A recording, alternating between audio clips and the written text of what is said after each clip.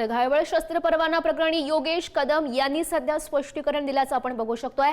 जेव्हा परवाना दिला तेव्हा कोणताही गुन्हा त्याच्यावर नव्हता असं योगेश कदम आता यावर म्हणतायत।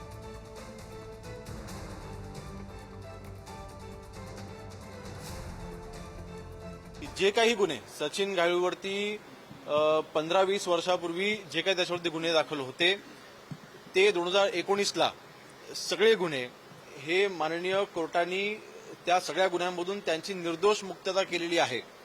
सेटलमेंट देखील नाही, निर्दोष मुक्तता केलेली आहे। आणि मागच्या 10 वर्षामध्ये 2015 ते 2025 पर्यंत सचिन घायवळवरती एकही गुन्हा दाखल नाही। 2019 मध्ये त्यांच्यावरती जुने गुन्हे दाखल होते तर सगळे गुन्हे हे माननीय न्यायालयाने सगळे गुन्ह्यामध्ये त्यांना निर्दोष मुक्तता केलेली आहे। ही वस्तुस्थिती लक्षात घेऊन सबकॉन्शियस माइंडने निर्णय घेतलेला आहे।